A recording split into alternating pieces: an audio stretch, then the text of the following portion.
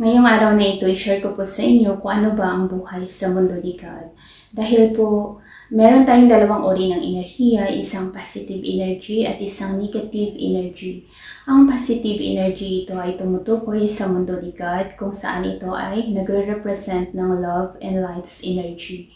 Si Adam noong unang panahon, siya po yung humiling ng mga living things sa mundo natin, but behind the scene, si God pa rin po yung tumupad ng kanyang kahilingan kung bakit isang God lang talaga yung andun sa heaven na taga-receive ng love and light's energy. Lahat ng kabutihan ng tao, siya ang nagre-receive, isa lang po yan. Siya yung creator ng heaven and earth. Kung bakit meron tayong mundo na tinitirhan ngayon, kung bakit andito tayo sa mundong ito as human. So, ang tao is natural, organic din po tayo. Living things po tayo as individual human. And aware naman po tayo individually na ang buhay natin as human is hiram lang po natin kay God, na kung gugustuhin ni God na kunin ang buhay natin, anytime kaya niya pong kunin sa atin dahil ito ay pinahiram lamang niya sa atin. Kapag ang physical human body kasi ng tao na to ngayon in the present time, kapag nawala ito, we will incarnate or reincarnation tayo or incarnation sa ibang katawan. So, mag-start tayo sa pagiging bata ulit kung bakit ang ating pagbabago in this present time, ang magbe-benefits nun ay yung mga kabataan in a near future, which is tayo pa rin yun. The same soul, different body. Different family, different name. So, ganun po yung mangyayari sa reincarnation. Pero tayo pa rin ang magbe-benefits nun sa tamang araw at panahon kung bakit we start changing in this present time.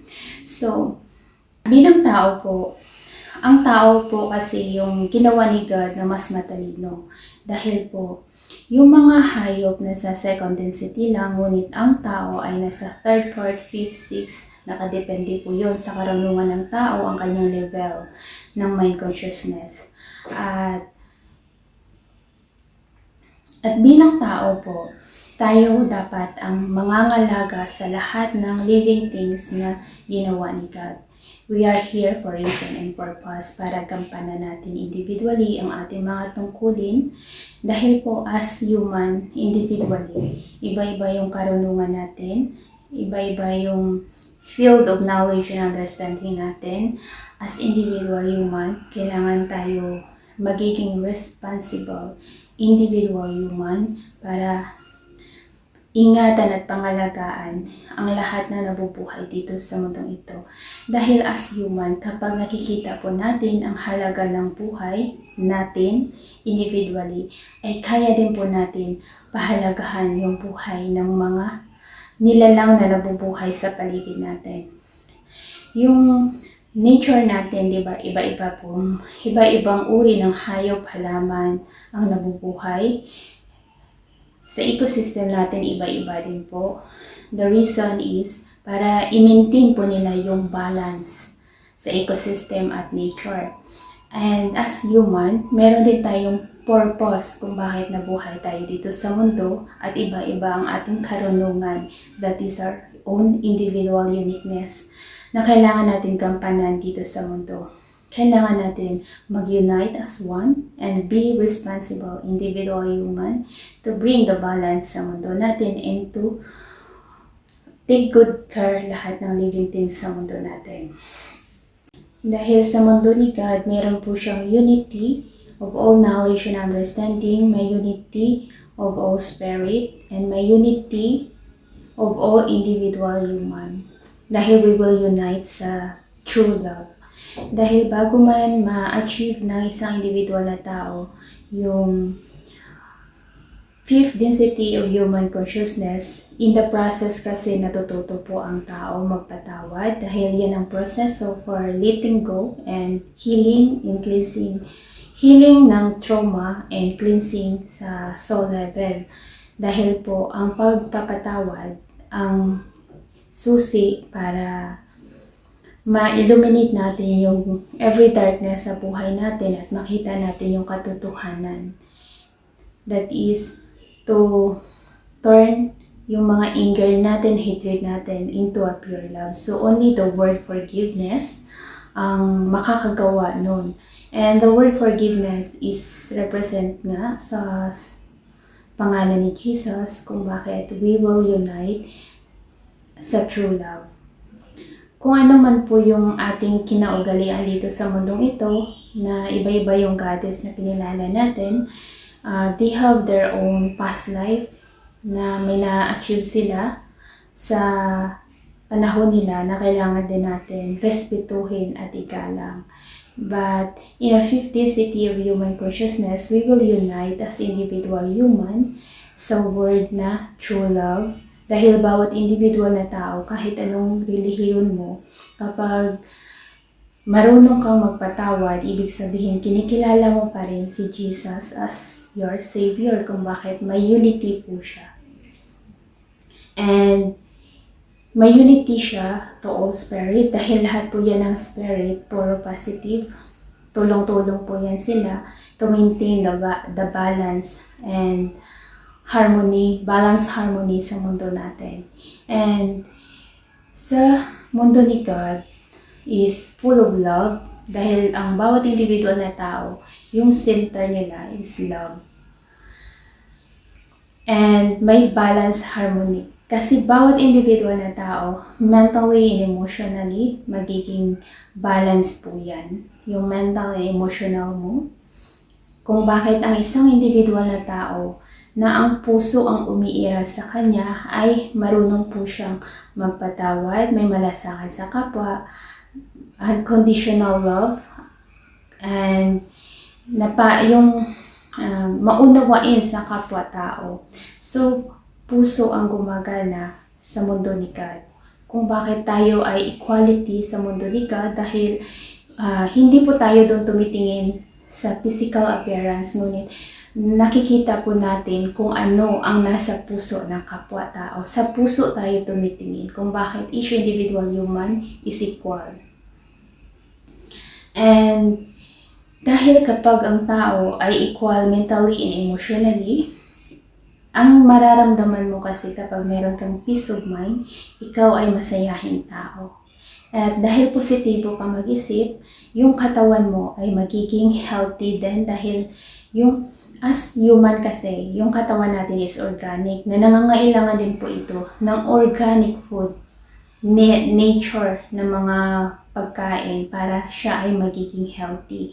Kung bakit ang individual na tao sa 5th density ay pinapahalagahan nila yung buhay nila, ang buhay ng mga, kasi kapag marunong kang magmahal sa sarili mo, kung pinapahalagahan mo ang buhay mo, at marunong kang magmahal sa sarili mo, ganun mo din mahalin yung kapwa mo. Kaya, you love yourself first, and how the way you love your neighbor, ganun din sa pagmamahal mo sa sarili mo, diba? Ikaw lang po siya.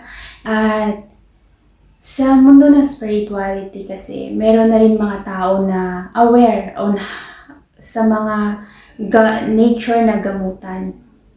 Kaya sa 15th city of human consciousness, parang base na lang po siya sa nature na kung ano yung magiging healthy, natural na magiging healthy sa katawan ng tao. Kasi lahat naman ng organic ay healthy po siya sa physical human body ng tao dahil po tayo po ay organic as human and nangangailangan ng mga organic food din sa katawan natin kung gusto natin mabuhay ng matagal. Kasi kung magiging open-minded po tayo and aware sa mga nangyayari kasi sa 3D mind consciousness is yung parang mahalaga kasi dun sa 3D mind consciousness is yaman ng mundo. Hindi nila kasi nakita yung halaga ng buhay ng kapwa-tao. Kung bakit kahit na masama sa kapwa, gumagawa pa rin sila dahil nga mahalaga ang yaman ng mundo. Ngunit sa 15th city of human consciousness, ang yaman ng mundo ay hindi mahalaga dahil the first priority sa mundo ni God ay pag-ibig at buhay, kung bakit second priority lang ang yaman ng mundo. Kaya ang mga tao ay merong peace of mind, happiness, and balanced harmony. Mapayapa ang mundo sa mundo ni God. Ganon ang buhay sa mundo ni God kapag ang isang individual na tao ay makaka-enter sa mundo ni God. And that is heaven on earth.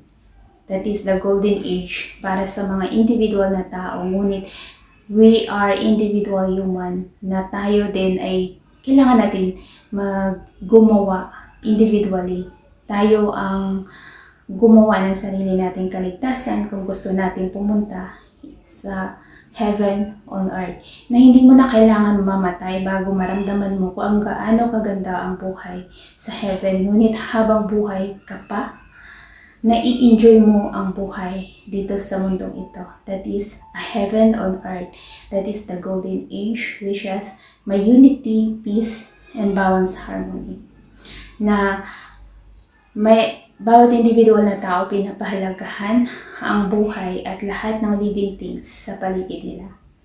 We are here as individual human with a purpose na kailangan po natin gampanan individually and gawin natin yung responsibility natin para baguhin yung mundo natin and to bring the balance and harmony sa mundo natin, sa nature natin. Tayo po individually ay may tungkulin na dapat gampanan at yan ay magsisimula in the present time. Gawin natin po ito para sa near future natin, itama natin lahat ng mali dahil makikita naman po natin yung mga mali na ginawa natin in the past.